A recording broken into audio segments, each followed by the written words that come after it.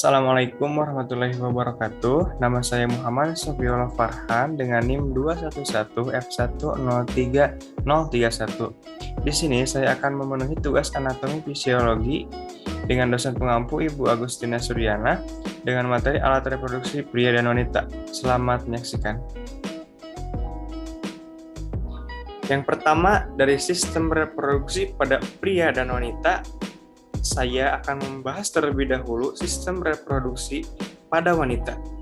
Dengan pengertian, merupakan organ yang membentuk traktus genitalis yang merupakan kelanjutan perkembangan dari urinaria, di mana sel reproduksi berkembang di sebelah depan ginjal yang tumbuh sebagai koloni-koloni sel yang kemudian membentuk kelenjar reproduksi.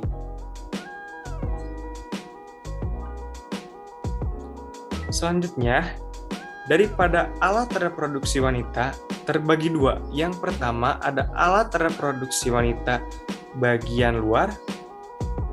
Di antaranya ada tundun, labia mayora, labia minora, klitoris, vestibulum, himen, dan perineum.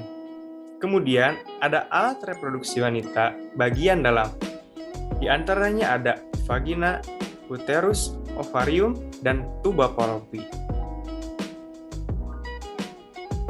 Berikut adalah gambar daripada organ reproduksi pada wanita. Yang pertama, kita masuk ke alat reproduksi wanita bagian luar. Dalam alat reproduksi wanita bagian luar ada tundun atau mons veneris atau juga mons pubis. Pengertiannya, bagian yang menonjol meliputi bagian simfisis yang terdiri dari jaringan dan lemak. Daerah ini ditutupi oleh bulu-bulu pada masa pubertas. Kita lihat gambarnya. Alat tundun atau mons pubis adalah di sebelah sini. Dan di sini juga terdapat tumbuhnya bulu-bulu pada masa pubertas. Apa sih gunanya? Gunanya untuk menyaring kotoran yang masuk ke dalam vagina. Selanjutnya ada labia. Yang pertama ada labia mayora atau disebut bibir besar. Merupakan dua lipatan dari kulit di antaranya bagian atas labia mayora dan banyak mengandung urat saraf. Yang kedua ada labia minora atau bibir kecil yang berada di sebelah dalam labia mayora. Kita lihat di sini gambarnya, labia mayora dan labia minora. Kemudian ada klitoris atau klentit. Klitoris merupakan sebuah jaringan erektil kecil kira-kira sebesar kacang hijau, di mana dapat mengeras dan tegang atau erektil yang mengandung urat saraf. Klitoris berada di sebelah sini. Ini tepatnya ada klitoris. Kemudian ada vestibulum atau serambi. Vestibulum merupakan rongga yang berada di antara bibir kecil labia minora, di mana bagian muka belakang dibatasi oleh klitoris dan perineum. Di dalam vestibulum ini terdapat muara-muara dari liang senggama, uretra, kelenjar Bartolini, dan kelenjar skene kiri dan kanan. Bisa kita lihat letak daripada vestibulum. Ini letak daripada vestibulum. Ya, sebagai berikut. Kemudian ada himen. Himen merupakan selaput tipis yang menutupi sebagian besar dari liang senggama. Di tengahnya berlubang supaya kotoran menstruasi dapat mengalir keluar. Letak mulut vagina pada bagian ini bentuknya berbeda-beda. Ada yang menyerupai bulan sabit. Fungsi himen sebagai berikut, dan ini letak daripada himen. Letaknya di samping daripada lubang vagina. Kemudian ada perineum. Terletak di antara pulpa, memiliki panjang kira-kira 4 cm. Perineum letaknya di antara anus dan vagina. Kemudian ada alat reproduksi wanita bagian dalam. Yang pertama ada vagina, merupakan penghubung antara introestus vagina dan uterus. Pada puncak vagina menonjol leher rahim atau cervix uteri yang disebut persio. Yang selanjutnya ada uterus atau rahim.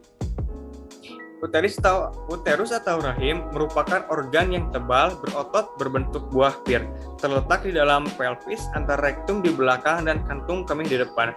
Bagian-bagian uterus terdiri dari fundus uteri, corpus uteri, dan cervix uteri. Ini adalah letak daripada uterus. Kemudian ada ovarium. Ovarium merupakan kelenjar berbentuk buah kenari, terletak di kiri dan kanan uterus, di bawah tuba uterina, dan terikat di sebelah belakang oleh ligamentum latum uterus. Di sini adalah letak daripada ovarium kiri dan ovarium kanan. Kemudian ada tuba Fallopi. Adalah saluran dengan panjang sekitar 10-13 cm dengan diameter sekitar 1 cm yang menghubungkan antara indung telur atau yang disebut ovarium dan rahim. Di sini ada bagian-bagian daripada tuba Fallopi. Yang pertama ada pars interstitialis, yang kedua ada pars ismica atau ismus, yang ketiga pars ampullaris, yang keempat infundibulum. Selanjutnya, setelah kita membahas sistem atau alat reproduksi pada wanita, kita masuk ke alat reproduksi pada pria atau laki-laki sebagai berikut. Pertama, apa itu alat reproduksi pada pria? Sistem alat reproduksi pria adalah sistem biologis yang terdiri dari organ dan jaringan yang digunakan reproduksi atau berkembang biak pada pria.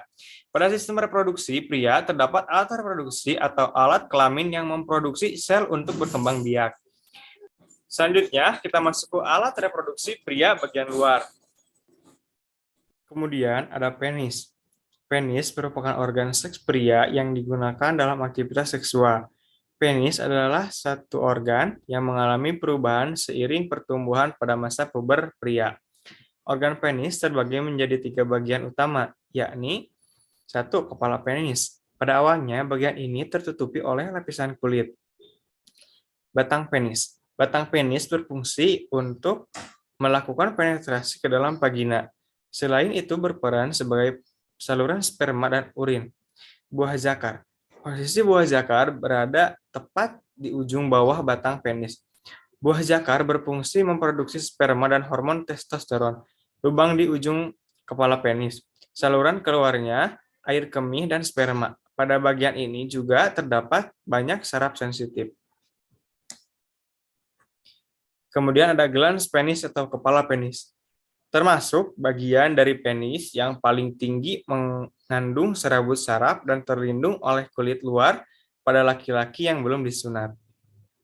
Kemudian ada skrotum. Skrotum merupakan bagian yang terlihat berbentuk seperti kantung yang di dalamnya berisi testis yang berjumlah sepasang, yaitu skrotum kanan dan skrotum kiri. Di antara skrotum kanan dan skrotum kiri dibatasi oleh skat yang berupa jaringan ikat dan otot polos, disebut otot dartos. Kemudian ada uretra. Uretra adalah saluran yang menghubungkan kantung kemih ke lingkungan luar tubuh. Uretra berfungsi sebagai saluran pembuang baik pada sistem kemih atau ekskresi dan sistem seksual. Kemudian ada alat reproduksi pria bagian dalam. Yang pertama ada testis. Testis merupakan organ kelamin laki-laki tempat spermatozoa dan hormon dibentuk. Sperma. Kemudian ada epididymis. Epididymis merupakan saluran panjang yang terletak di belakang testis. Organ ini berfungsi untuk membawa dan menyimpan sel sperma yang telah diproduksi di testis. Selain itu, organ ini juga berfungsi untuk mematangkan sperma yang dibentuk oleh testis. Jadi, setelah matang, sperma baru dapat melakukan tugasnya dalam membuahi sel telur. Kemudian ada vas deferens. Organ ini merupakan saluran panjang dan tebal, mulai dari epididymis hingga ke rongga panggul. Organ ini terletak di belakang kantung kemih. Vas deferens berfungsi mengantar sperma matang ke uretra sebagai persiapan ejakulasi. Mungkin sekian yang dapat saya sampaikan, kurang lebihnya mohon dimaafkan. Semoga bermanfaat. Assalamualaikum warahmatullahi wabarakatuh.